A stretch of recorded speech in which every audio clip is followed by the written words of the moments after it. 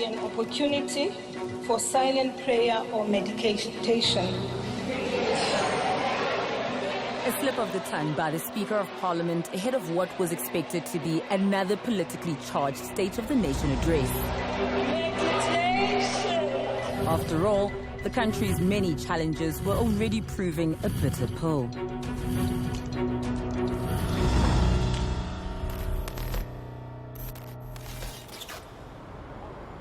The zebras finalized. Chairs? I'm not aware of the chairs. Don't forget chairs. It's the morning of the address. Two activists put the finishing touches to their plans for the day. As veterans of the human rights movement, 𝗧𝗵𝗶𝘀𝗀 and Dina Bosch have seen it all, but probably wish they wouldn't be organizing protests 30 years into democracy. What time do we want the sound to be up and running? Okay. Today we're marching on Eskom. I have never seen so much anger in the country. The difficulty is, I'm also shocked that until fairly recently, other civil society organizations haven't come together to deal with Eskom specifically. And the reason for that really worries me, because we're really failing ourselves when we don't organize, think, act. It's the morning of SONA, the calm before the storm. How are you feeling? It's very painful to think of our country as a state of destruction. The major state institutions, we don't want them to be perfect. We just want them to function. But the Ahmed is one of the founders of the social justice movement Unite Behind. They're using SONA to highlight their campaign, #FixEskom. The only expectation I have is hopefully that our protest of a couple of thousand people will be a signal that things are going to be different from now on. Brave sentiments, but it was only 3 weeks ago that they started to raise funds and mobilize people to be heard at SONA. The stage should be used as a central point at which all the speakers will relate the messages. For their protest to be a success, they're relying on community organizers to spread the word. Stalwarts are moving through their communities, doing some last-minute organizing with Mandla Majola.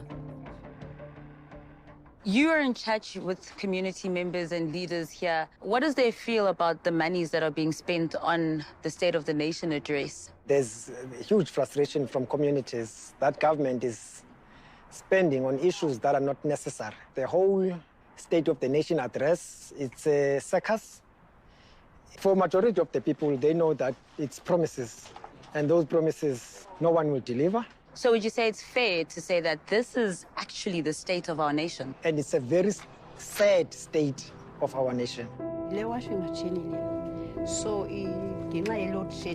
Like so many, electricity cuts are making 𝗀𝗶𝗶𝘀𝗀's life unbearable. Power surges blowing her washing machine and fridge. She simply doesn't have the money to fix them. But it's living with bucket toilets for 25 years that's breaking her down. Boy, baby, see a toilet.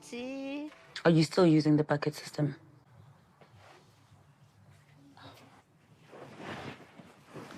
Sorry. No, all right. I want to into bucket system. Some of us I say bucket system. Bucket system. So 1998 until now. So xa unocinga abantwana asibazali apha omfumene ngo-1998 unangaphi ngoku siyuza i-bucket system. Sisetoilet apha masichophe netoilet. For millions of South Africans, this is the state of the nation in 2023. Promises made this week feel hollow. But amid an electricity crisis, ongoing crime, and countless other social issues, surely this SONA would see a surge in civil protest. But the empty chairs at this pre-SONA rally suggest not. Among the audience, veteran activist and politician, Reverend Frank Chigane. I get depressed because I know those politicians, they don't care much about the noise you make. It's when you are organized that makes a difference. The United Democratic Front could make a call and the whole country takes a stand, and that's what we require now. Did you think that we'd find ourselves here today in 2023? No. Even 10 years ago, we wouldn't have imagined it would be where we are.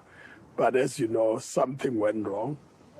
2007. It's the historical moment. People with criminal intents crept into the system and began to run the country.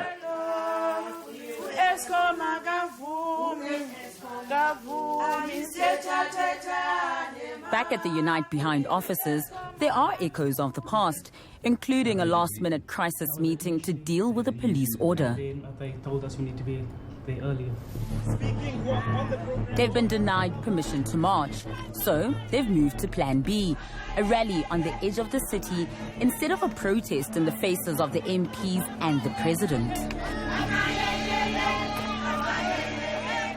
I wish we could say that we're going to fix Eskom now, but the truth is that it is so broken, that it is so destroyed, that today we don't have a state of the nation.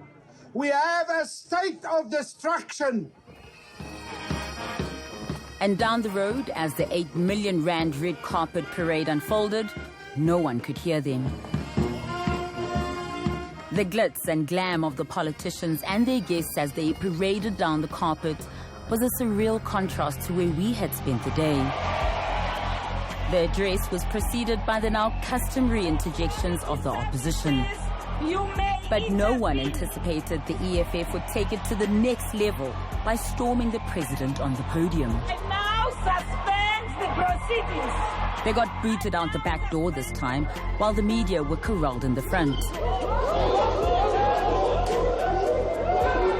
This time, the president stepped immediately into the breach, taking on the depressing state of the nation head-on. The people of South Africa want action, they want solutions, and they want government to work for them.